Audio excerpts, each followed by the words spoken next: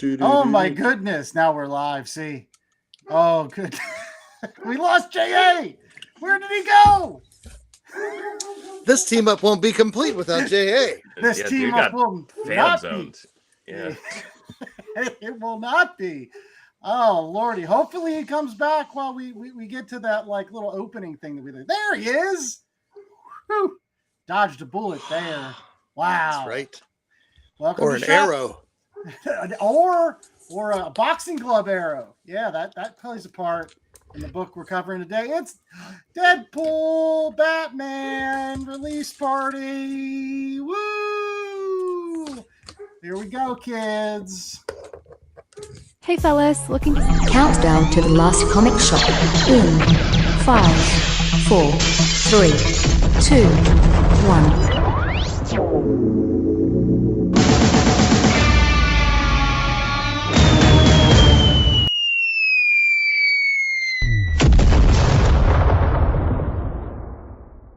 Kelly Thompson. I was promised Jeff the Shark and Crypto the dog playing volleyball. Was that your favorite story? Well, that story had about as much plotting and character development as all the other ones, with the possible exception of the Wonder Woman Captain America story. Yes, I was going to say. I'm just here to bring the toys together and then make them kiss. Oh, yeah. A little smooch. Wow. Yeah. Well, yeah. Well, you knew what was happening. They were all about it. She didn't need Steve Trevor when she had Steve Rogers in that universe. Oh, it was pretty much the same dude, except he had a super soldier serum and an awesome shield, but it was the same guy. Steve's. She loves Steve's. Everybody loves Steve's. Hey, welcome back to the Last Comic Shop Podcast. I'm the host with most, Danny Larson. I'm joined by Chad Smith, Jay Scott, and the wonderful George from Shortbox Summary. And welcome to Shop Talk, which is an opportunity for us to talk about books that we didn't realize we wanted to talk about when we made the schedule originally. I hope you're enjoying our episode that's out now, all about the Eternaut, and our tournament of the 16 superheroes and making them battle. But we've got other superheroes battling today, because again, Deadpool Batman was released in a wide variety of alternate covers for your enjoyment. How many alternate covers were there? Did we get a number? A bajillion. A bajillion. So I know 16, I believe. And then there's a lot of retailer exclusives as well. So. Oh wow. Yeah. I put these into the CLZ app. 27 maybe. And this was I think it went up to R. Like I think this was like cover variant cover number R. Like that's 18, right? Yeah. That would be, yeah. So and this is the Russell Dodderman. This was the last one they had at the comic shop I normally go to. Phantom of the Attic in Monroeville, Pennsylvania, if you ever are in the Monroeville area. Great comic book shop. But I picked this up there. But that was the last one they had. I was really happy because this is the one my son wanted. Nice. There were so many cool covers. And normally I'm not the type of guy to buy multiple covers of the same comic because my comic budget's only so much and I like more comics. But there's so many good ones with this book. I had to get two. So for me, I couldn't go without the the Daredevil Green Arrow cover. And then I got the coolest looking Batman one that I could find. Yes. Yeah, no, that I picked up a couple, put them back down. I was going to go with the half logo. I was going to go. That was cool. But in the end of the day, I couldn't pass up that homage to that classic. Is it a Wolverine issue or is it a Hulk issue? It's a Hulk issue. Hulk issue. Hulk, yes, yeah. Yeah. Hulk 341. Yeah, and then Art Germ comes out with the old Magic Catwoman cover, which is nice and pretty, except for one thing. No Magic or Catwoman in this book. Yeah, that's what I thought there was. I was excited for a little Magic Catwoman, little cameo story. But no. No, instead we get that totally pointless. Has one pitch. He has one pitch. It's a very good pitch, but he's got one pitch. Yeah. he's essentially the he's the Chapman of the Marvel or the cover artist universe. He just pitches very, very fast. I was thinking more that learned how to aim knuckleballer. this year. Yeah, Chapman learned how to aim this year. It doesn't excuse him being a horrible person, but he learned how to aim. Yikes! How many, like, realistically, are you guys done buying covers for this book? Or, like, next time you go back, if there's fewer books on the stands that you wanted that you were expecting to, and you see another variant cover, are you gonna? Any others? You guys got your eyes on? Listen, The Guri Hiru one with Jeff the Shark and Crypto. That's a nice cover. Yeah.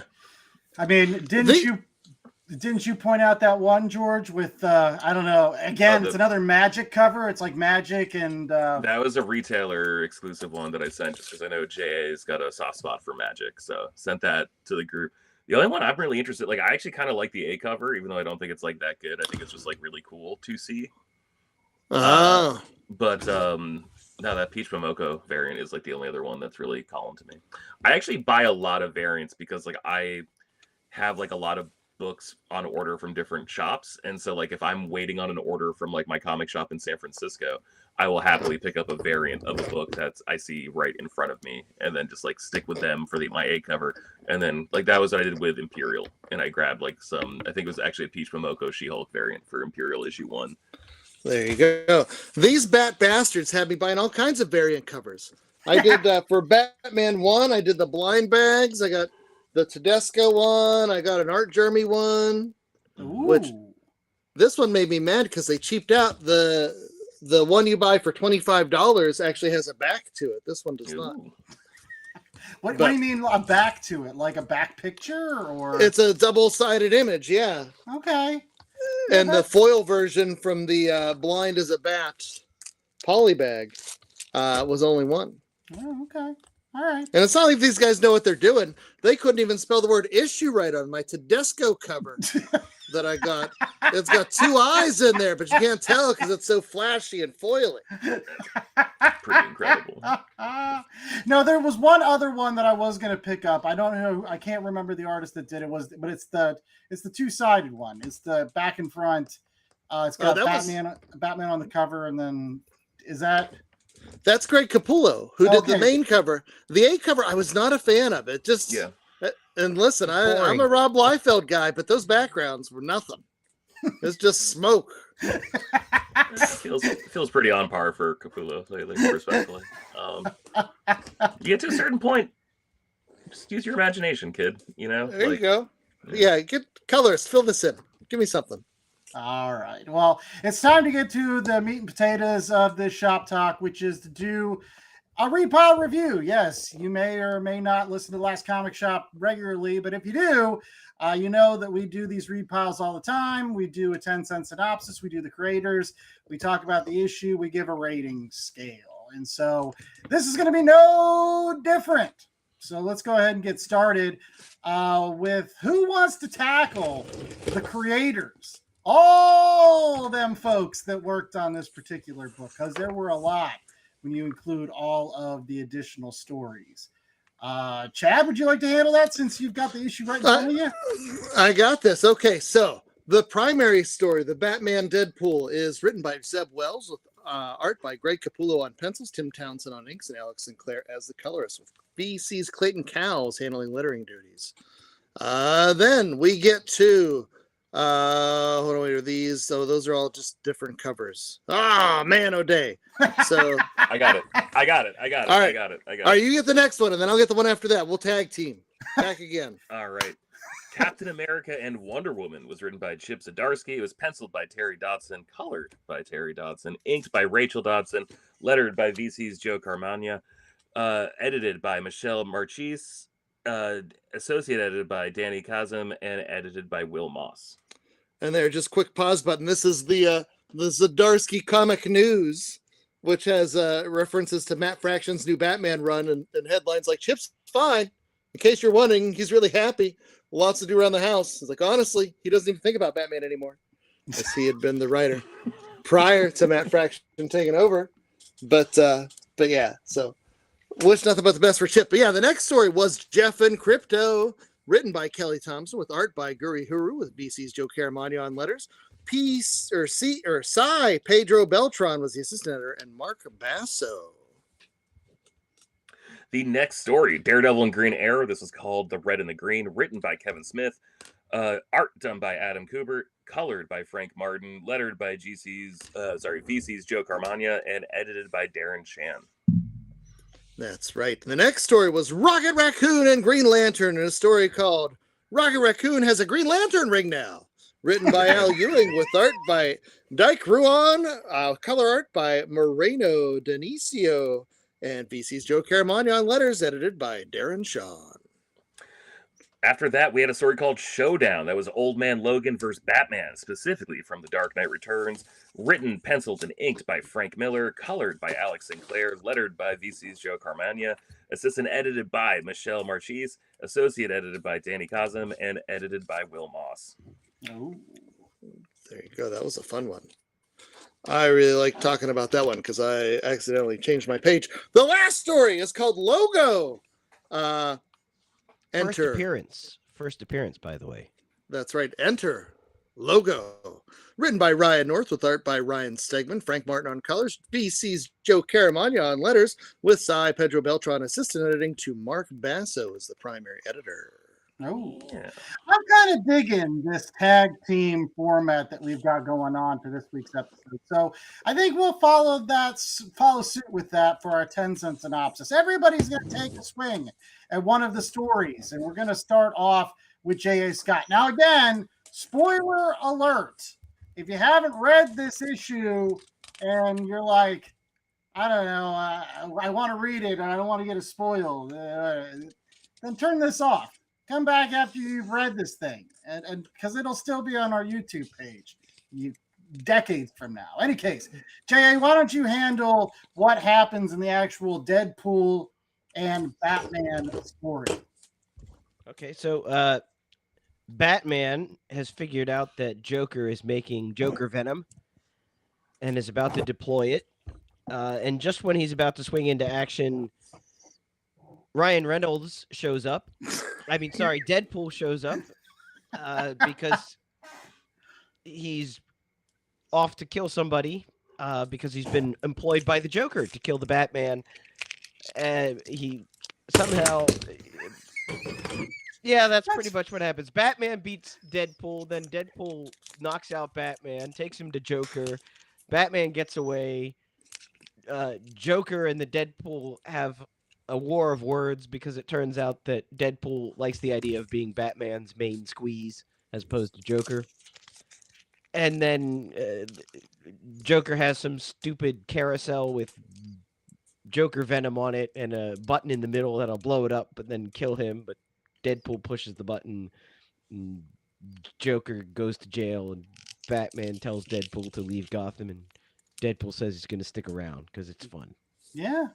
Plus the fact that the whole thing is, it was. I haven't read a lot of modern day Deadpool, but it was very much Ryan Reynolds Deadpool. It was Batman's Batman. He's water, but Deadpool is obviously not water. He's made from aviation gin these days. Oh, there you go. Well, plus the fact that, like, again, they're going to have a sequel to this. What is it? It's going to be Batman Deadpool. It's the opposite way. That's coming out in November. So, of course, he's got to stick around. I'll do the next one, 10-cent synopsis for the Wonder Woman and Captain America story. Captain America's about to shoot Hitler when Wonder Woman walks in and goes, "Don't do it, Steve, you're better Chad, than that." Where's your Hitler action figure, Chad? Not allowed to show that one on the internet. At least find a J. Jonah Jameson. I have a custom one. I can go get it and No, come back. that's all right. Any case, so she stops him. There's a flashback to all these adventures, I guess they had. We get some cool art where we see like Captain America being unfrozen, like in Avengers issue 4, except Wonder Woman's there and Superman's there with the rest of the Avengers. You see Wonder Woman and Captain America helping out the Fantastic Four and beating Galactus. You see some scenes from Crisis on Infinite Earth with Superman holding Supergirl, but then Captain America and Wonder Woman are in the background among a lot of other Marvels and DC characters together. And long story short, it just shows this for a long time, and then eventually it's flash forward to the future, shrugs, and Captain America's dying and is like, man, you were the best, Wonder Woman. I'm so glad that I was hopelessly in love with you. And she's like, I'll pick up the shield and run with it, dude. And again, they don't smooch, but it's pretty much implied. Implied smooch, yeah. They're boning the whole time. This is all. Let's keep it classy, mister. As one would if your name was Steve and you're dating Wonder Woman. So there you go. That's the story there. Let's move to Chad. No, let's say Chad. George, what happens in Crypto and Jeff? These guys I don't have toys for. Sorry. Well, Jeff and Crypto discover each other in the Arctic, and they start playing volleyball near a downed oil tanker, I think. And then they both get called home for dinner. And that's the story. And it was beautiful and clearly told. And I understand I'm underselling it. But man, what I love a good story where it is shown and not told. And they show the shit out of it in this issue. Sorry, in this story. Good stuff. Good stuff. All right. Let's move to Chad because, again, we've got a Daredevil story coming up next. That's right. So what happens with Daredevil and the Green Arrows? So Daredevil's on a roof and he's fighting the bad guys, and then Green Arrow's on a roof and he's fighting the bad guys. Then they bump into the backs of each other because they're busy fighting the bad guys. They're like, hey, what's going on? And he's like, where are we? And Daredevil says, we're in Clinton. He's like, what? Has it been gentrified? Because I'm against gentrification. And then they keep fighting the bad guys. Then they team up and the bad guys get the leg up on Daredevil because one of the crappy DC villains is messing with his senses. But Green Arrow comes in and hits him with a pow with one of those fun little arrow things that he has with a boxing glove on it that he picked up at a nearby shop. And it turns out there's a special inscription that I'm not going to spoil, but it tugs at the old heartstrings, and Kevin Smith did a great job on that story. He did. Crappy DC villain. Count Vertigo is not a crappy DC villain. I think. You're right. He's a Marvel guy, isn't he? Count Vertigo? No, he's DC. Or no, that's the good Count Vertigo. Is the Marvel guy? I'm thinking Count Nefaria. Yeah, no. Count Vertigo. It's like Count Vertigo is like catching strays all over the place. I like Count Vertigo. I think he's like the upper echelon of the lower tier of DC villains. Like I think he's. There you go. He'll make you dizzy. That's also a stray. Like you're the upper tier of the crap level. Well, like he's never gonna be on like the Legion of Doom, but like he'll be like a first lieutenant for someone on the Legion of Doom. You know what I mean? Like he's not upper management material, but like I think there's some good potential there. There you go. He's a strong hench. George, why don't you take the next one with Rocket Raccoon and Green Lantern? Yeah. This one is kind of cute. This one was like an exchange program between the Guardians of the Universe and the Guardians of the Galaxy, and basically Hal Jordan gives up his Green Lantern ring to Rocket so Rocket can understand what it's like to be a Green Lantern, and then Hal goes and hangs out with the Guardians of the Galaxy so you can know what it means to be a Guardian of the Galaxy. Are we spoiling stuff? Oh, I spoiled a little bit. Sorry. Yeah, we did. Yeah, Rocket Raccoon sucks at being a Green Lantern so bad, and Hal Jordan apparently gets his hands on the Infinity Gauntlet and becomes Parallax 2.0. Good stuff. Al Ewing, I expected a little bit more personally, but we're not getting into reviews just yet. It was good. It was cute. It was fun. Okay. J.A., why don't you take two of your favorite characters in Old Man Logan and Batman from The Dark Knight Returns? So Old Man Logan and Batman, both Frank Miller, and they Frank Miller against each other so much that they get Frank Millered. I've never heard Frank Miller used as a noun, verb, and I think adjective all in the same sentence. So very good job, sir. Finally, I think, what is this, Logo? Chad, will you take Logo? Nope.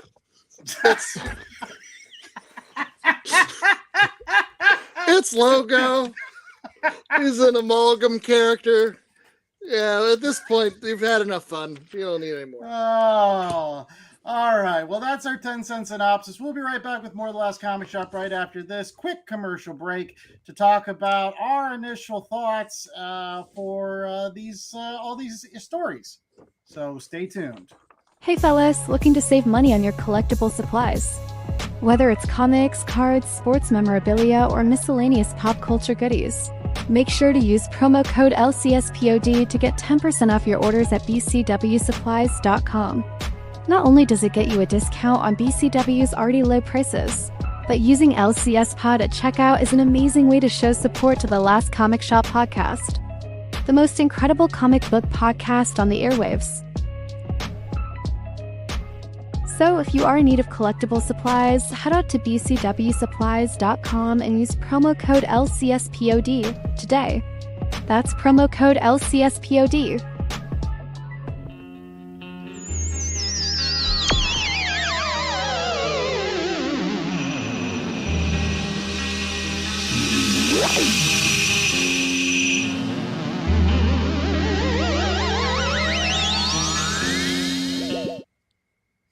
All right, we are back. And if you just saw that it was the Eat or Not, that episode is out right now over at www.lastcomicshoppodcast.com. If you're a fan of that tremendous Netflix series, you may or may not know that it was originally an Argentinian comic strip from the 1950s. And if you didn't know about it, here you go. We did the review on this week's episode of The Last Comic Shop. Make sure that you're checking that out on all podcasting platforms today. So yeah, That Eat or Not cover, man, that's badass. Such a cool cover. It is. Sorry. It is. It is. It is. Plus, we've got that tournament of the best superheroes based on the 16 top ones from Ranker, and I forgot how much I enjoyed doing that. But let's get back into our review of the Deadpools and the Batmans. Now that we've done the 10-cent synopsis of what happens in all these stories, let's start with the first one. Now, J.A., I think, started off with some of his thoughts with just saying, like, boy, howdy, like, I didn't realize Deadpool He's got umbrage. It was a lot of Ryan Reynolds-esque dialogue out of Deadpool for no other reason than to make it Ryan Reynolds-esque dialogue out of Deadpool. It just, the plot wasn't much. It was just a lot of, let's put Deadpool and Batman together and have Deadpool go off for 20 minutes. You didn't like the fact that, like, Batman, master strategist, you give him a little bit of time, even when he's tied up against a pole, he'll be like, you know how I'm going to get out of this? I'm going to make Deadpool, like, talk to Joker about how he should be my arch nemesis, and that will make Joker jealous, and then I'll be able to escape. You didn't like that? I thought that was kind of a little bit clever. I thought it was stupid. That's- I thought it was too clever. It was so clever it was stupid. It went around. I enjoyed it the first time they did that plot in the Batman Hulk crossover. Yes. Yeah, that was an episode of The Last Comic Shop too. I was hoping somebody would point that out because that happened already. But yeah, whatever. That's what you got to do, and you got these team ups. George, what did you think? I'm really torn on this story. It's obviously it's the main story of the book. It is the driving story of the book, right? Like it's the highest page count by far. I actually like Zeb Wells. He got so much flack for his Amazing Spider-Man run. I really enjoyed it, actually. I know a lot of people did not, and I think a lot of those complaints are unfounded or directed at Zeb Wells when it was clearly out of his control for certain decisions that were made during that run. I really liked his Deadpool, man. I thought his Deadpool was super funny, and like I get your critique there, Jay, about it just being like a Ryan Reynolds impression, but like I don't know, man. Like it sounded pretty Joe Kelly Deadpool to me at the same time. Like I've been going back and rereading those old floppies I got just out of curiosity to see like if they were good or if I was 15. And I thought it was great. I thought his Batman sucked so bad. Like I thought his Batman was like legitimately terrible just because like he talked so much. I'm like, no, Bruce. He's like, and like I hate to sound like I'm apologizing for Jeff Loeb or whatever, because like Hush 2 is currently delayed, and like that book is so effing bad. Like that is just like legitimately like the worst superhero comic I've read in like 15, 20 years. But like at least Jeff Loeb's Batman shuts up, you know? Like at least he like doesn't talk. And I'm like, yeah, that's a problem, but like that's more accurate to Batman than whatever the hell this was. His Deadpool I thought was great. His Joker I thought was okay. It was weird because like it looked like such a modern book. Like it looked like Capullo, who's like really put a sheen on the Batman mythos over the last 15 years, but like it felt like such a Silver Age story. Like you were talking about like the Batman Hulk crossover, and like Joker himself felt very zany, and like it felt like a really safe story. But also they got 20 pages to really do this. But I know like Deadpool breaking in, coming into the window, much like the Bat did, that first like, you know, determined Bruce Wayne's future or whatever, and him being like, let's do a hand check, Mr. Wayne, you know, like, oh sorry, I saw you with a laptop in a bathroom. I'm like, all right, that like actually kind of got me. Like I thought his Deadpool was great. I thought his Batman was ridiculous. I thought his Joker was just the most paint by number Joker could have done. I like the whole convincing them to hate each other.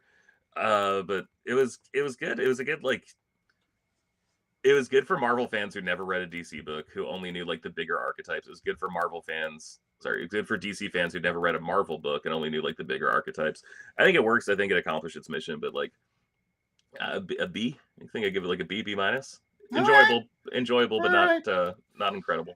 Sure. I mean, I will say that I felt like the reason why Batman talked so much is because when you want to put all that Deadpool talking, he has to talk with somebody else, right?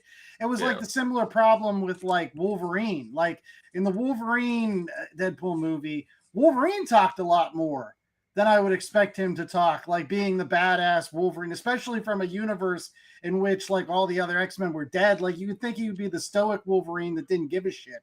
But like, because just Deadpool won't shut up, like it's almost like you have to have that other character to play off of him, and so therefore you got to have other dialogue. I will be blunt. I too started to just like gloss over what Batman was saying because I was just like, meh, it doesn't really matter. It's just setting up jokes, and kind of moving the plot forward a little bit. But my favorite scene of the entire thing was when Deadpool was talking with Commissioner Gordon. Like that was funny for me. With the mustache, and he was talking about the mustache, and like I don't know. I liked Deadpool playing off of anybody else other than Batman. I guess I liked him playing off the Joker. This was kind of like oil and water for me. It didn't really mix incredibly well. And so yeah, maybe I would have liked to have seen Deadpool with a different. I know they're like huge names, but I just don't think that. I don't know. Chad, what did you think? Well, first, you're leaving out the best line or lines in the whole book where Deadpool's talking to Commissioner Gordon. He's like, you sound like my dad. And he's like, bet I got as much time for you too. Like, oh, that's so cold. That was so cold, Jimmy. Damn. Wow. So anyway, I want you to take JA's review and just shift some of the emphasis on the syllables there. This was the most Ryan Reynolds Deadpool you could get. He's going up against Batman.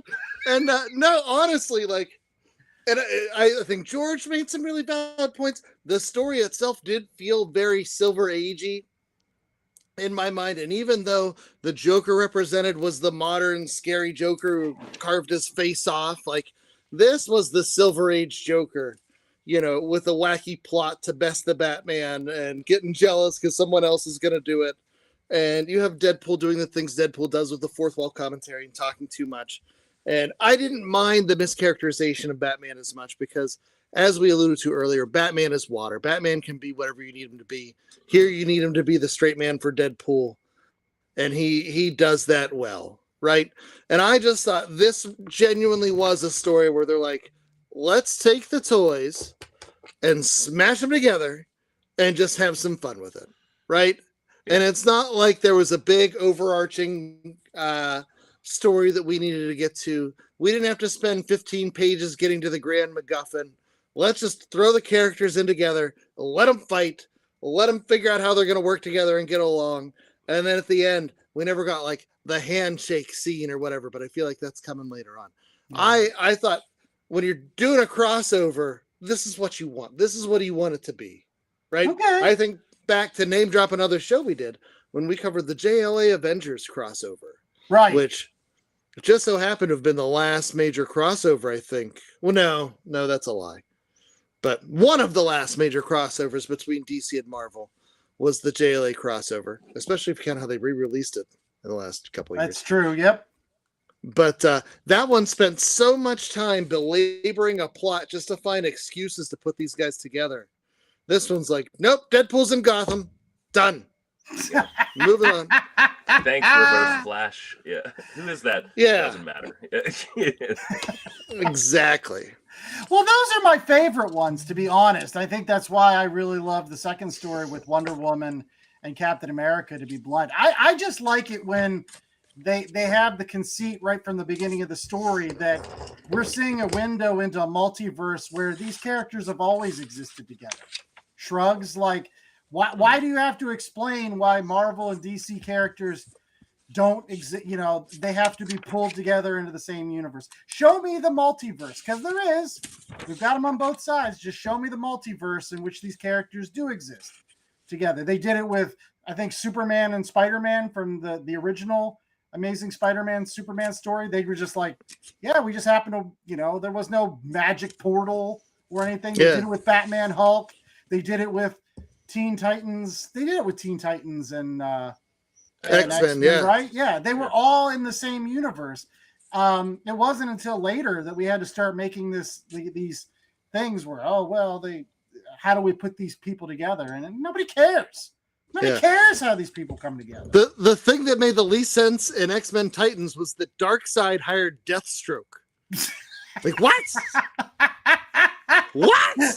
Wait, why doesn't that make sense? But those were DC guys. No, but he hires like the gang, inner gang. Really Yeah, he does. That. Like, remember that one scene in in New standing in Gods? the alley. He's standing in the alley going like he's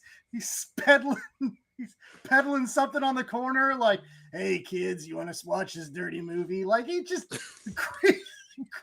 creepiest Darkseid I ever saw.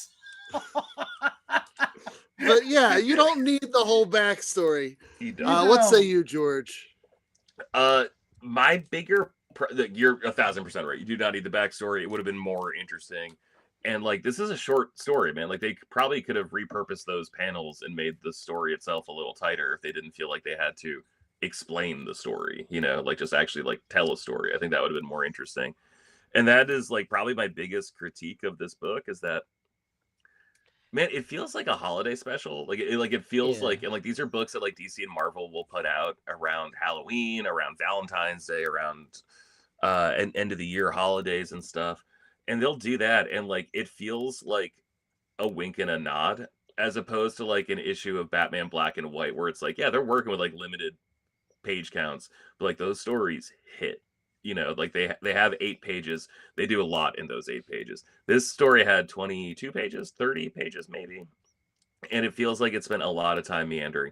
And I sound really down on it. I had a great time reading this book. Like, I this think that's story why in particular. the secondary stories work so much better, is because I'd they're agree. much tighter. They don't Yeah. have the extra panels or extra pages to go into why is Jeff and Crypto together. They just dive you right in, or Way more economic. Yeah. Right. Yeah, Daredevil and Green Arrow just butts together, and suddenly they're fighting. There's nothing. That's it. Butt buddies. No, I posit this, my friends. One of the characters in this story is Deadpool. I don't know what you want out of a Deadpool story, but this is what you get. You get what you get, and you don't throw a fit. It's effing Deadpool. That's true. That is very true. I mean, again, it's coming back to my point where it's like,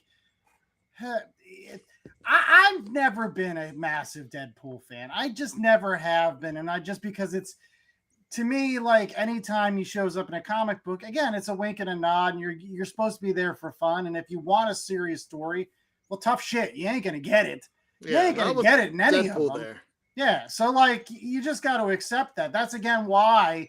Oh my gosh, can we move on to my favorite story? Good gravy. If I can't gush enough about it, with the Terry Dodson art, Chip Zdarsky delivering just some real tear-jerking moments in this Wonder Woman Captain America story. Oh my goodness gracious.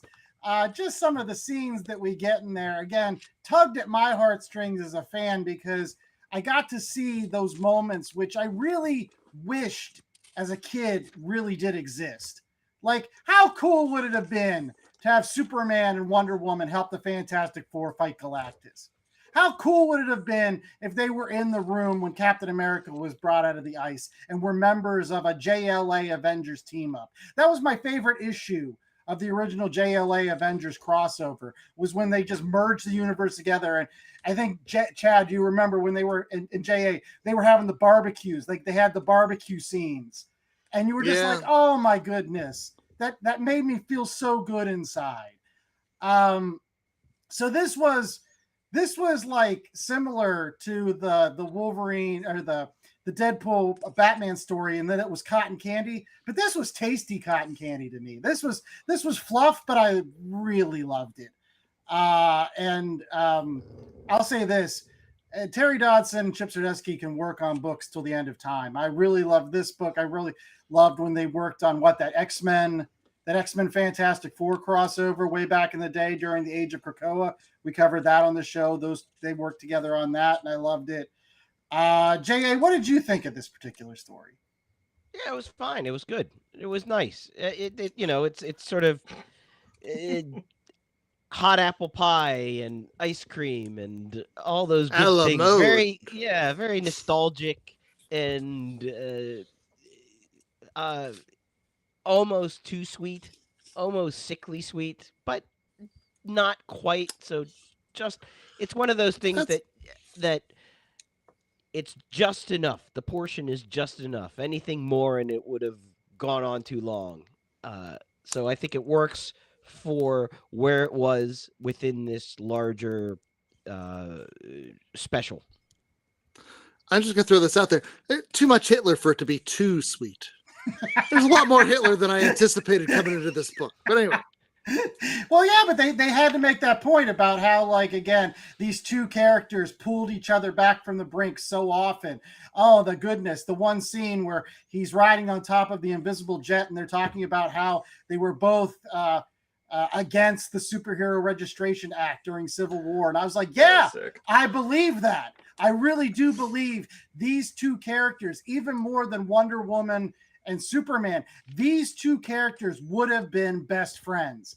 Not only that, but even to me, probably a little bit more, to be blunt. But like, I got that they genuinely would have gotten along, even as far back as World War II, when again they were fighting Hitler in the bunkers. George, before we move on to the story, thoughts on this one? I loved it. This is not my favorite story in this book, but probably my second favorite story in this book, maybe third, because I do have a soft spot for one that we'll talk about that is going to piss you guys off. But yeah, I really enjoy this just because like it was so earnest, just about the idea of like these two people who like got to grow old together, these two people who are so intertwined in each other's lives, these two characters who like served a really similar function for their respective publishers back in the day, right? Like just like the war comics of Marvel doing Captain America stuff, and I guess Hippolyta now, her time, fighting in World War II and all that jazz. Like, it's cool that they made this story work, and I get where you're coming from, Jay, saying that it's like just enough before it becomes too sweet. I'd say that like it probably could have gotten even a little sweeter. Like, I just love that they shared a life together. I love that they shared histories together. And is that the implication that Civil War is to Marvel what Crisis on Infinite Earths was to DC? Is that like, was this their acknowledgement that like those are the two biggest stories from those publishers? Yeah.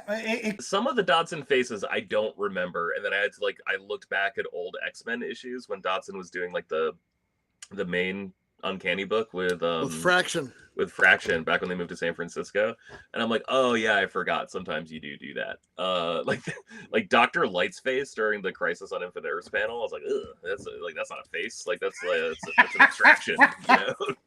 But it all works, and like at certain panels just squint a little, and like the book looks fantastic. And then other pages, it's just like some of the most gorgeous shit you've ever seen. Like her and Steve having that conversation in Hitler's bunker, like that was like just like really well told, like talking heads in like a comic. And I'm like, fuck man, like am I reading bad books that like this conversation looks better than like 90% of the conversations I've read recently? Like I was kind of taken aback at how they made something so simple look so good.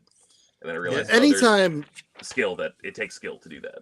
There you go. Anytime Dodson does Wonder Woman, like man, that's how it should be. I'm surprised it was Dodson and not Adam Hughes. I thought they would have gotten Hughes to do a Wonder Woman story with Rogers, but there's always December, you know. All right, let's move on to the third story real quick. Some real quick thoughts on Crypto and Jeff. We'll start off with J.A. It's just fun. It is sweet, but not too sweet. It's almost like an apple sweet. It's just good, wholesome food. We're going to keep on this food analogy. I don't know. It was fun. What I loved, I think it goes back to George's analysis of it. It doesn't use a lot of words. It doesn't need a lot of words. It lets the story breathe just through the art. I couldn't help but not smile the whole time. And it told a story with characters that's very relatable across a lot of age groups. Everyone remembers finding a new friend, playing with them, and then getting called home by their mom for dinner. Yeah. This book was this part of the story was the one that reminded me the most of, I don't know, like the old comic strips. I always like comic strips, and I think that again, a lot of the best comic strips told stories without using a lot of words. And I won't lie, this will probably be the story that is the most universally like, I'm not gonna say accepted, but like the most you could give this to anybody anywhere in the world, and they would see a talking little shark and a dog playing and having a little bit of an adventure, and again, it's just universally translatable. So like, kudos to Kelly Thompson and what is it? It was a Gurahira. Yeah. Dad. Yeah. Bork. No, this is fun. It is what it is. It's fun. It's sweet. It's it's a great little story there. All right. The current Jeff the Landshark comic is like, whenever I go to the comic book store, my girlfriend's like, "Was there a new Jeff the Landshark? Did you get me the new Jeff the Landshark?" Like, she is like, she does. I love her so much. She's been on so many episodes of Short Box Summary. She does not give two shits about comics. You know, she like has fun when she reads them. Literally stops thinking about them the second she stops reading them. You know, but she loves Jeff so much, and so like I like went and showed her. I was just like, "Oh, I forgot about this. Yeah, here's Crypto and Jeff playing volleyball," and she's like. She like made like the face, like the he has a friend, like she was just like so excited. You've got to get her on the Crypto series next. Man. Oh, it's good stuff. I am loving that book so much. The current Crypto mini is incredible. All right, let's move on real quickly to the which I think was the second series I thought that I would have liked to see a 4-part mini. Yeah. Which is Daredevil, Green Arrow. Again, my initial thought of this is it is really hard anytime Green Arrow appears in the Marvel universe, just simply because I'm like, they've got that guy, like they've got that exact guy, like. They've got Clint. Like we already have a Hawkeye at home. Like we don't need to get. Unlike a lot of other characters, we really don't have a good Flash in the Marvel universe. Like Quicksilver is meh, whatever. I would prefer the Flash. We don't really have a Green Lantern. Like these characters, we don't really have. But we have a guy with arrows that shoots and makes fun. But it still works. It still works. Not a bleeding heart liberal billionaire. like that's a little different. Clint, former carnival man, totally different. I love this one, man. This one was incredible. this story is really good. I didn't think Kevin Smith still had it in him. Like, I hate to sound like a doubter. I'm not a hater because like I have all the single issues of his Green Arrow run. I have all the single issues of his Daredevil run. But this might be my favorite issue of Green Arrow or Daredevil he's ever written. Like this was, I love this. Wow. So I'm with you, George. I also have both of those runs, and this one has the sideways double page spread. Oh man, you gotta love that. It harkens back to a simpler time in comics when you're reading a story and you're like, wait, no, the words are sideways. And you have to change it. It's glorious. No, I thought Kevin Smith did a great job, and he knows both characters, and you can tell that, you can feel that in these characters and their interactions as they're both going up against the hand. And once again, the simplicity of the story is such that like Kevin Smith is not trying to do too much, right? Adam Kubert is not trying to do too much with this story. It's just a good comic book story. And in the end, like that's what I want, is just a good, fun comic story. And I thought their personalities worked well together. And Count Vertiglio pops up, and Count Vertiglio, he's catching all kinds of strays still. J.A. last thoughts on this. I'm not trying to be rude. You've like read a comic before, right, Chad? Like this isn't like your first issue. You would think you're familiar with. You're familiar. He buys a lot of comic books. He doesn't necessarily read them all. Let's say them pictures. J.A., finish us out here on this one. Yeah, it was good. It was nice. I like the little quips where they're, you look like a bad guy, but you must be a good guy, and you look like you're. The Ren Fair is next week, so obviously you're not in.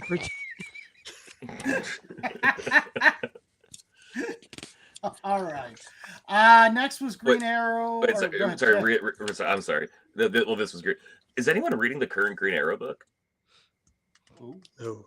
I'm not. I'm enjoying it. Like, it was Joshua Williamson with the dawn of DC stuff, and then when it became DC All In, I think it became Chris Conrad, and I forget the artist, and I feel really bad about that. I'm really enjoying it. It is just like a good like murder mystery book. The way this Ollie was written, though, was just so much more fun than the current. Like, I kind of miss like the way we were talking about how the Batman Deadpool kind of harkened back to Silver Age. This harkened back to like kind of Silver Age, but like I think this made me want to go read like the Hard Traveling Heroes, Green Lantern, and Green Arrow stuff. Just I'm like, okay, man, I kind of miss when he was like louder, brasher, way more opinionated. But it was such a fun Green Arrow. I'm sorry for interrupting. No. That's it. Green Arrow for me. He's one of those sometimes foods where like if there's a good run, I can really sink my teeth into Green Arrow. But like 90% of the time, I'm not going to be picking up a Green Arrow book. Yeah, that's fair. Yeah. But let's move to Guardians of the Galaxy / Green Lantern Corps. We're gonna start off with JA because these are cosmic characters. These are this should be in your wheelhouse. I know Green Lantern isn't one of your faves, but cosmic wise, meh. Yeah, just another very jokey story. Just leaning heavily into sort of fish out of water type situations where Rocket Raccoon doesn't really fit in the Green Lantern Corps. It was okay, I guess, for what it was. The jokes of the fish out of water type jokes, and then they did it at the end with the kicker where Parallax shows up because he's got the Infinity Gauntlet. But it was pretty much a nothing story, to be honest. Anybody Agreed. want to disagree? No, I completely agree. Like it's fun, and it is closer to, I think,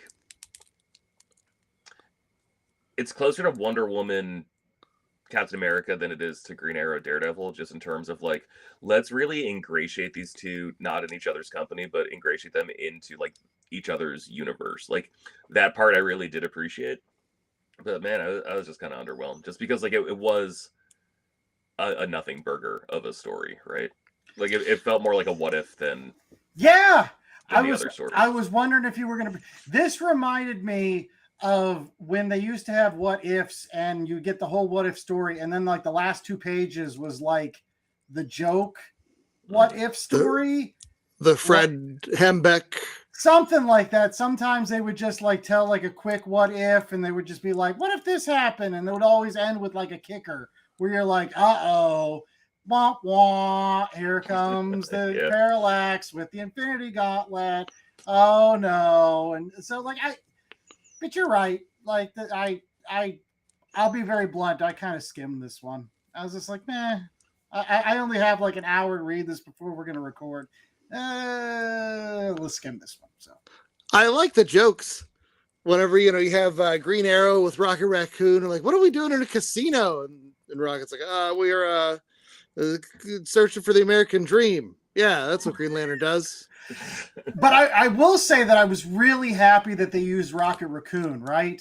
Because with like Gnort and Kilowog and like all the other characters that are kind of weird looking, like Green Lanterns out there, like he does fit. You could believe that he was a Green Lantern at one point. With the cats and the squirrels and the Silver Spoons, yeah. Yeah.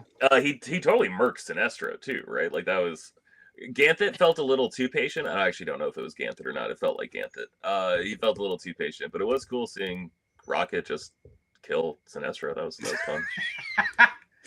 All right, let's get to, if this was a nothing burger for me, let's get to what I felt was, well, kind of a main course, kind of like this is Frank Miller doing a comic book. And I mean, yeah, let's talk about it. The J.A., Old Man Logan, Dark Knight Returns Batman, Frank Miller and all his Frank Diller-ness. What'd you think?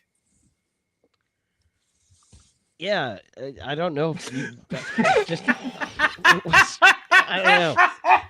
You said it wasn't a nothing burger. I thought it was like there's that saying where you can never go back. Yeah, you can't go back. This is one of those. You can't go back. I kind of set you up there. It was. I didn't mean like in terms of the story. It was but it is Frank Miller coming back and doing characters that he has had magnificent runs on in the past. You're right. He has a magnificent Wolverine run. He has a magnificent, Batman run, obviously. So, like, Chad, what did you think? So I'm going to stick up for modern day Frank Miller because this guy, you think Count Vertigo catches strays. Oh, my goodness. Yeah. Like, Frank Miller is out there and he has this style that is not your standard DC house style, right? He's trying to bring something different, something a little bit more expressionistic to the table. And so this is what he does now. People get angry at him for it.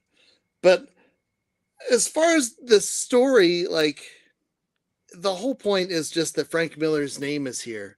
And he's exploring these characters with his new style in this nothing burger of a story. But, like, I enjoyed it. It's fun to look at. It's visually different and exciting and more colorful than I'm used to getting out of Frank Miller outside of some of the neon Dark Knight Returns stuff. But is it the Frank Miller that I would have, that's my favorite? No. That guy lives in the 80s, but that was 100 years ago.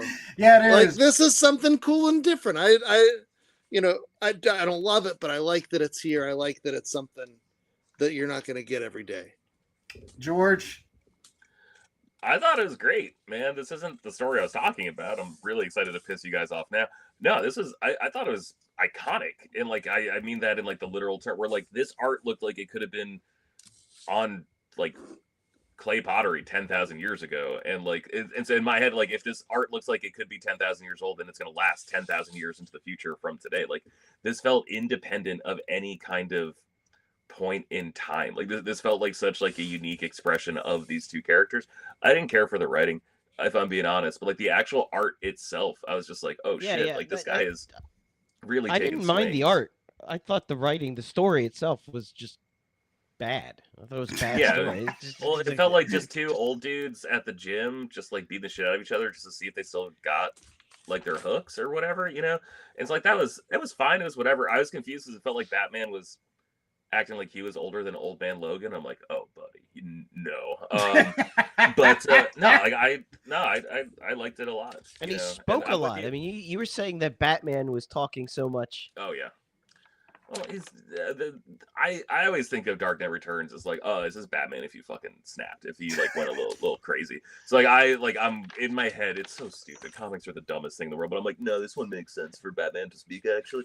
Like I hate being that guy, but I'm like, yeah, no, this dude is crazy. Yeah. So he wouldn't shut up. But no, I really I dug it, and I looked it up. The colorist. I'm surprised I didn't get Klaus Johnson to do it, right? Like, Klaus Jensen. Like, He's the inker guy. Yeah, he's usually. You're the thinking anchor. He's the Lynn inker, Varley okay. was Frank Miller's ex-wife who did the okay, that's Yeah. okay. colors. Right. But With this story, again, I won't lie. When I first saw the art, I was kind of like, ew. I don't know, but because I would flip back the pages a couple more and I'd see that Terry Dodson art and I'm like, oh, that's nice. Then I'm good. Ew. But I will say I came around to it eventually. I saw it for the unique style that it was, and I was really happy that it was included because it is different than anything else you're going to get in this book. But the story, you're right, is like that Seinfeld episode where you got the #1 dad t-shirt and you're like, I was the #1 dad. And I know I'm the #1 dad. I'm the #1 Mendenball. Mendenball. Is it Mendenball? I don't know. They're at the gym. And it's Lloyd Bridges. And watch that episode of Seinfeld. Yeah, no, that episode's great. Now this story felt like, I don't know, like I don't know how to really describe it. It's like finding out your dad can still kick your ass a little bit, you know? like you think you can like beat your dad in a race, or like you got kids. Like I'm sure your kids constantly think like, I'm faster than my dad. He's old. Like I saw him drink beer. Like he's tired. No. Like all this. And you're like, bro, you're 11. Like what are you This is talking your about? You dad barely and know your how to sad use your uncle. legs. This is your Yeah. dad and your sad uncle. Okay, sure, I'll take that too. But At like, the family reunion, who insist that they're still faster than you, even though Right. you Yeah, can but- smoke both of them. But who's the younger? Is it your dad or the uncle? Because like whoever is younger just got their ass kicked in this story. Is like my point. Where I'm just like, no man, Frank Miller still I got my still money on fastball, sad you uncle. know? Always put your money on sad uncle. He's been training. You just They've don't got know. nothing to lose. It's got Exactly. Nothing to lose. He's got- Exactly. Sad He's got nothing to uncle. live for either. All He's right, a sad uncle. So here we go. Final story in this book. Go ahead, George. Lay it loved on logos. us. I loved logos so much, man. I thought this story was. I thought this was rad.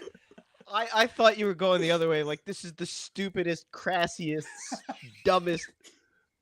No. All right, George, you got to help me out. Let him speak. Let him speak. Go I ahead. want to Yeah, hear this. yeah, no, because I Unlock agree. it for me, I All dude. right, agree. I'll tell you guys exactly why I love this story so much. And I understand what I'm going to say. Like, I need a chance to explain it, but I'm also going to do something for emphasis here. It was new. Like, this was like a new amalgam character. Like, that was cool. Because it was a Darkclaw in the original amalgam, right? Batman and Wolverine. And I can't remember who Lobo was paired with in amalgam. Howard the Duck. Was it really? Lobo the Really? Duck. Yeah. That Yeah. sucks. All right. This was Larry this- Hama wrote that. Anyway, go ahead. This was new, and this felt like a tease of like what could actually happen future. Like, I think now that Marvel and DC are playing nice, because there's this, and then there's Batman Deadpool, which comes out in December, right? November. November. Okay. Yeah. So like that's happening. There's gonna be other ministories, but like this story here tells me, I'm like, oh, like they might actually do like a new amalgam miniseries, or like a new amalgam event, or like, you know how there's always like the January where there's 5 weeks and they put out like a one shot every week of the 5 weeks, and like usually they're dog shit, frankly, but like they could be good. And like, I don't know, I got excited seeing like infused creativity. Now, is it the most creative thing? No, man, it's Wolverine and Lobo. Like we're supposed to pretend that this is like Gatsby. Like, no, it's not. I know it's not, but like it was at least like better than, oh, Captain America and Wonder Woman, let's pair them together. Like, I'm like, well, no, but I'm just saying, like, that makes sense. Like, that is like such an obvious thing. This is an obvious thing. It's also a new thing. Yeah. And so that is why I appreciate it. Also, it was like, what, 3 pages? It was in and out. I'm surprised you guys even had time to get mad at this. It was so short. Like, what the F is your problem that you're this frustrated over a 2-pager? Wow. You know what? It was, to me, they're going to hate on this, but I agree with you. I agree. It's like these guys have never read Donny Cates before. They never read like Cosmic Ghost Rider with the Thanos baby. They never read like his run on like, this is like just dumb shit that shouldn't work, but it works. Like, it's just fun. It's dumb shit. And you're like, it's the bombastic shit of the 90s. Like, Chad, come on. No, you remember Sad Uncle from the previous story? You're not sad uncling this. No, this is inbred uncle, where like the teeth don't work and like everything's askew. I thought you were really gonna go hot cousin who can't read. No. Nope. That's how inbred uncle happened. There's a cousin grandpa situation here somewhere. But that's what this is. And sure, is it fun to watch him for 3 pages? Yeah, have your fun. I'm not against this. I don't want you to think I'm against it. It's just, it's here. It happens. Yeah, I'm not going to write a paper on how this is changing comics. Like, just so we're clear. Yeah, like, okay. I'm not doing that, but it was new. Was it really? Technically, yes, it was. Was it really? No, not especially. But it technically also was. So I got excited. I enjoyed it. And again, 3 pages. You don't have time. Like, I didn't even have time to like scratch my nose before like I finished reading this story. Like, it was just in and out super fast. It was. I love the George math. Was it? But it was. But it was. All right. Final thoughts, JA, and then we're gonna get to commercial break. It's unneeded, like the Stan Lee Guardians project of the NHL back in the 90s. A completely unneeded story.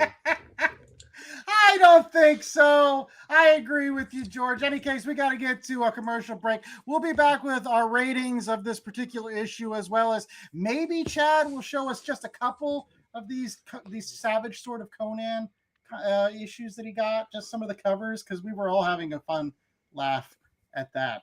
So anyways, stay tuned. Hey fellas, looking to save money on your collectible supplies? Whether it's comics, cards, sports memorabilia, or miscellaneous pop culture goodies, make sure to use promo code LCSPOD to get 10% off your orders at bcwsupplies.com. Not only does it get you a discount on BCW's already low prices, but using LCS Pod at checkout is an amazing way to show support to the Last Comic Shop podcast, the most incredible comic book podcast on the airwaves. So if you are in need of collectible supplies, head out to bcwsupplies.com and use promo code LCSPOD today. That's promo code LCSPOD. LastComicShopPodcast.com is the destination for all things shop. Plan your week with upcoming show schedules, the latest books, recommendations, and chatter from the crew. Subscribe to the show on all major podcasting platforms from one convenient location. Show your support and browse the merch store. T-shirts, tanks, hoodies for the fam, coffee mugs, magnets, totes, and more. Check out exclusive content through the show's YouTube channel and follow the pod on Instagram, Blue Sky, Threads, and others. All this and so much more at www.lastcomicshoppodcast.com. www.lastcomicshoppodcast.com.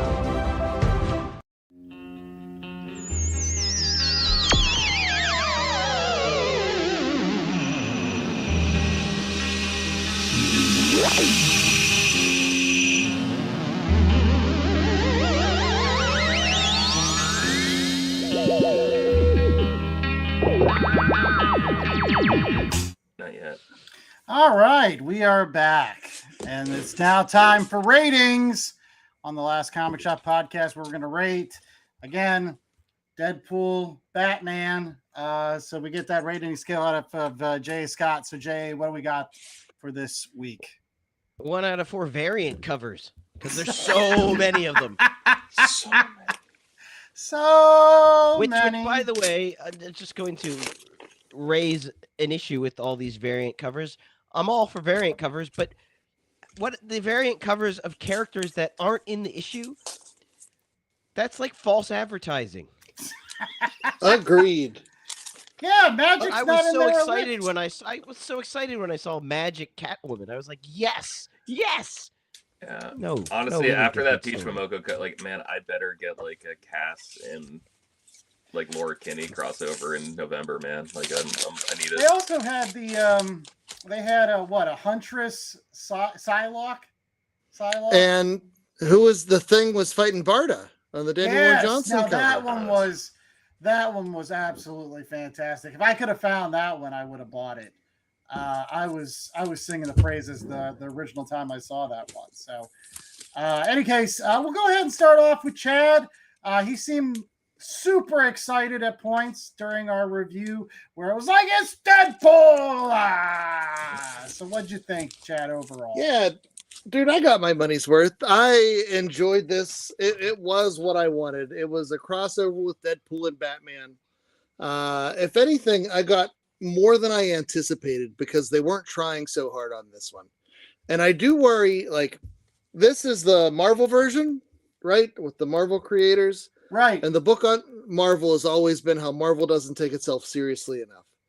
But that's what I want. That's why I tend to prefer Marvel books over DC long term, right? DC is great for those stories, but I always say that, you know, my long boxes are filled with Marvel books. My short boxes have the DC. Like, oh, they did a really great job with this story. This was just, it was fun. It was silly. It was, you know, it didn't take itself too seriously, but at times, you know, knew when to tug on the heartstrings. It knew when to be playful.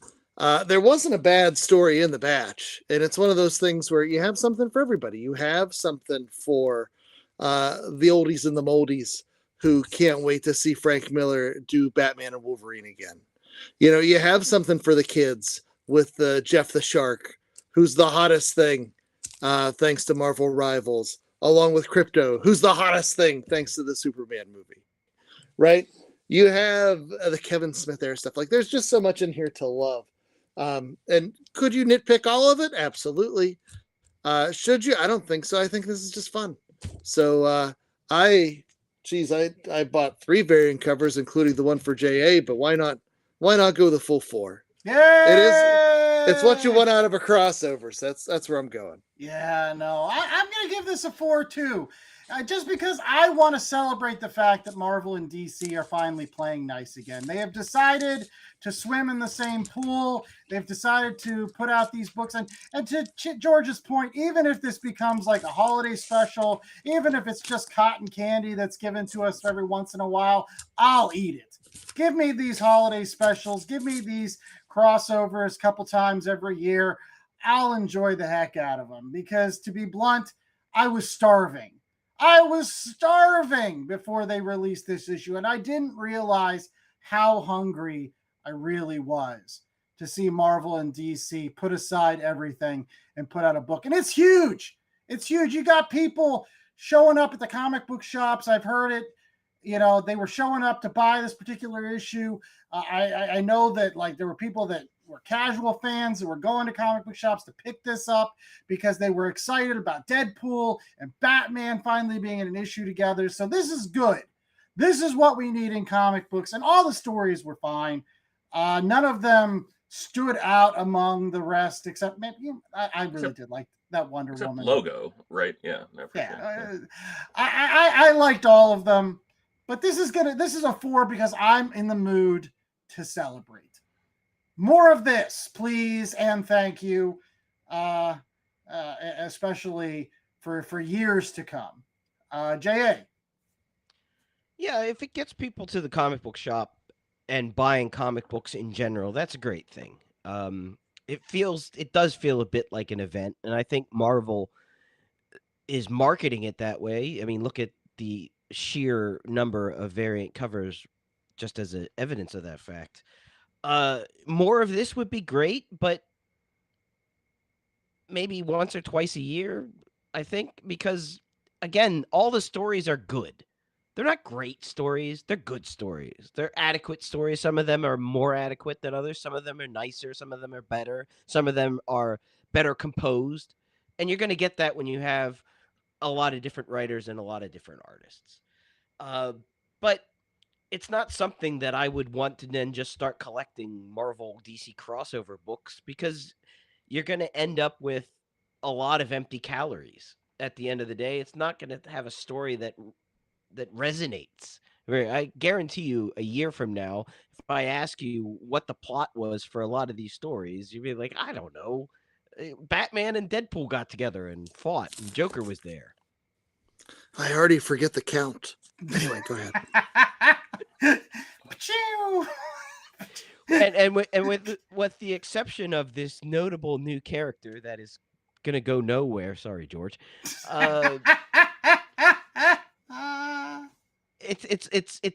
It's good. It's fun. It brings the two universes together. This is all told sort of from the Marvel aspect. I'm looking forward to see what DC does. I don't think it's a 4. I think it's a 3.5. But for what it is, an event comic that brings people in, that's great.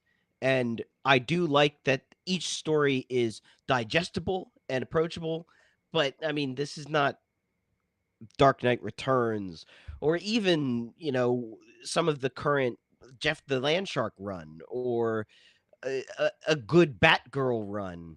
It's not something that you could sink your teeth into and really digest and get hooked. But if it brings people to the shop and exposes them to those other stories, that's great. All right, George. Did he give a rating? I don't even know. Did he give a rating? 3.5. Yep, Jay said 3.5. All right. And so I'm going to apologize here, Jay. I'm going to leave you out on your own here. I'm going to give it a 4 also. Everything you guys are talking about, like just what it did for the industry this week, is absolutely true. I follow a bunch of comic retailers on social media, and they were all posting photos of midnight launches for this book, which is incredible. Like, I can't remember the last time I've ever, I saw a midnight launch for it, but New 52 might have gotten a midnight launch from some retailers, but not like I've seen with this. I think that's incredible. I think the Batman Deadpool story, despite being the anchor, is the grossest story in the book, because it feels the most like, let's combine our two biggest properties to make mega bucks. And then all the other stories I thought did a really good job of feeling like, let's take our two creative characters and find stories that make them work. So I thought the special kind of got better as it went on. I would love to see it once a year. The way how the JLA and the JSA would cross over once a year. I would love the membranes between these two universes get thinner every November, and it lets them hang out or whatever. Or like we were talking about earlier, just pretend they've always been in the same universe, because it's not really that hard to imagine. We don't need Reverse Flash on the cosmic treadmill every time, even if it gives Joker an excuse to make a Nightwing butt joke. Also, are you guys surprised a little bit in the meantime that he didn't make a comment about he sees Deadpool jump through their window and he's like, Deathstroke, and Deadpool's like, who? I'm a little shocked. Maybe they're saving that for the DC one. Maybe they're saving that. That sounds like a Morrison line. Joe Kelly already did that whole annual. That's a fair point. I really liked it, man. I thought there was a lot to enjoy. You're right, Jay. There's absolutely no death. It is empty calories. And you're right, Andy. I was starving. This is just fun. I love that Green Arrow Daredevil book so much. I loved the Wonder Woman, Captain America. I loved Logo. I enjoyed the Batman Deadpool's book. It would make me feel better if these weren't made by two multi-billion-dollar companies. Yeah. I wish it were Marvel and DC, not Warner Brothers and Disney, but besides that, that's unfortunately just the world we live in. So what the hell are we supposed to do about it? 4 out of 4. Loved it. Can't wait for November. How often did Disney and Warner Brothers interact? It was Roger Rabbit and one other cartoon? Yeah. Besides the anti-smoking commercial with the Ninja Turtles? That never happens. Sure. Well, here's hoping that they continue to play nice, and that to JA's point, I don't want to see these all the time, but I really do hope that sooner or later we get another substantial like 4-part miniseries. I would love to see another, DC versus Marvel, redux, let's do it 20, 30 years later and use the characters as they are now. And, given us an opportunity for the next generation to enjoy something like that. But bring Annex back. Doctor Strange Fate. In any case, I will say that before, right when we were coming back from commercial break, make sure that you're checking out Last Comic Shop next week for our 250th episode. We're going to be reviewing All-Star Western from New 52, Justin Gray, Jimmy Palmiotti, and I don't even know how you pronounce that guy's name. Murat? I don't know. But we have that episode coming up next Tuesday, as well as Eat or Not right now out there on www.lastcomicshoppodcast.com. As we close for today, again, Chad has issues of Savage Sword of Conan from his collection. That's right. But before we get there, though, don't forget Batman Day is coming up. Oh, so yeah, make sure you're checking out your comic book retailers to get some Batman-based freebies. So I was able to get in. I got this Year 2 one, and I was able to get the Gotham sampler, which I know George knows why this is. You may or may not be able to find this one. Oh, that's why right. is it Batman Day? What's the significance? I don't even think it's the same day every year. They change it around. Like one year it was the same day as it's not like the origin day. It's not like the day that the issue was first released, because it was like San Diego Comic-Con one year. No, but it's like the first Saturday. Oh, it's not the same month every year is what you're saying. I thought it was. I think it might be. I feel like it might be the anniversary of the first issue or something, Detective 27. But it's Batman Day. We get a cool logo and free books. Plus, there's that facsimile edition of Batman issue 1 that you can get at your local comic book shops now. But again, as we close, Chad's going to humor me. We were all joking on a text chain that we have about some issues of covers of Savage Sword of Conan that he pulled out of his collection and was just showing us pictures of. Would you share some of these for the group? Yeah, I stumbled across these the other day. And so you got Bill Sienkiewicz Conan. Ooh. You got Conan fighting a big spider.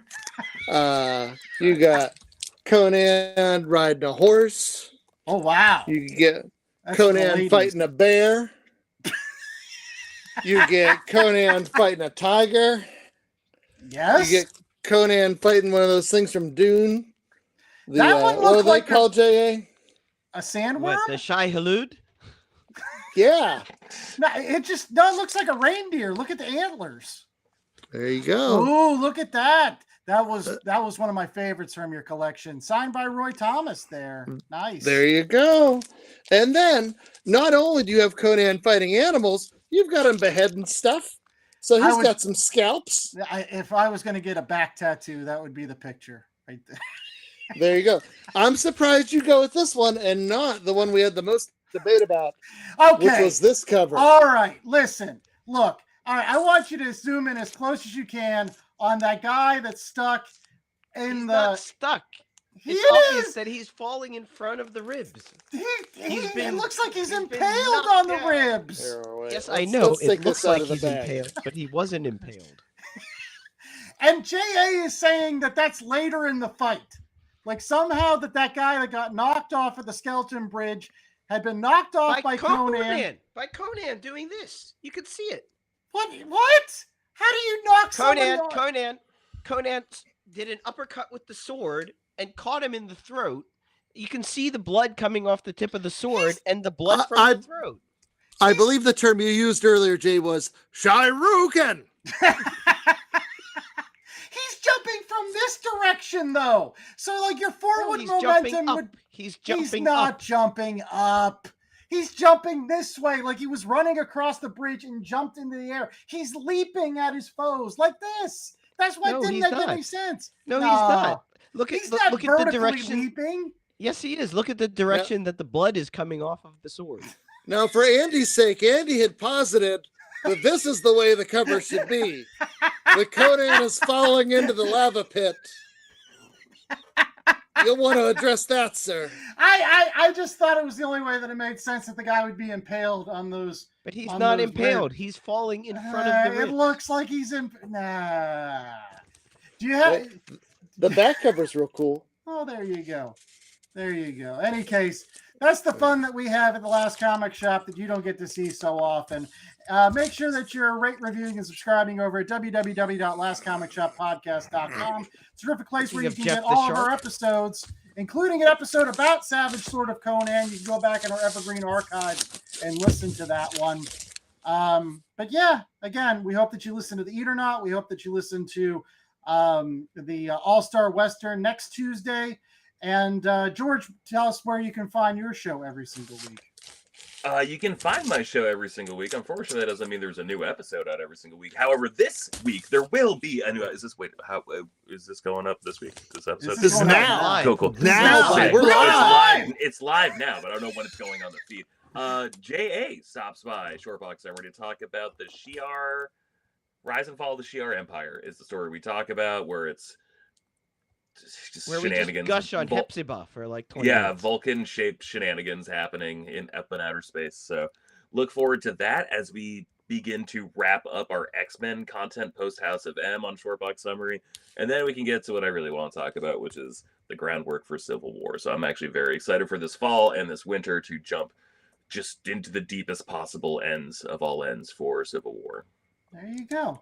And if you like George and you like him talking with us, make sure that you're also checking out the first week, I think in October, we're having him coming back for Weapon X, the original Barry Windsor Smith epic. So if you like Wolverine, didn't get enough Wolverine from the Deadpool Batman, Frank Miller drawn on a clay pot thing, you got Weapon X, which is arguably the best. Is it the best Wolverine story, JA, of all time? I don't know if I would say it's the best because it's not even really a Wolverine story. That's true. That's true. In any case. But until The top three, at least. Yeah, I see your point, Andy, and I agree. Yeah, top three. case. Thank you so much for tuning in to Shop Talk. We hope that you got out to your local comic book shop and find all the variant covers of the Deadpools and the Batmans. Maybe we'll go back and get some more and post them. Yay! Oh, we didn't talk about the new Batman, the Fraction Batman. Yeah. Anybody else check that out? That's So out good. there. Yeah. That's out That's- there. Hush Done 2 in one stories. Hush 2 sucks ass. I finally got caught up on Detective Comics. I thought that the Rom V stuff was pretty good, but like everyone's like it changes comics. Like, no, it doesn't actually. It's strictly fine. But man, the Tom Taylor stuff also doesn't change comics. Super good read though. Loving Super Tom fun. Taylor. Super don't have to like take breaks in the middle of an issue because it's so densely written read. Love it so much. Yeah, Tom Taylor's he's a treasure. Yeah, he's pretty good at his job. Ron V also good at his job. Just man, I don't have time for his job. You know. All right, everybody. Good night. Come back to the Last Good Comic night. Shop as soon as you can for our next episode. Woo!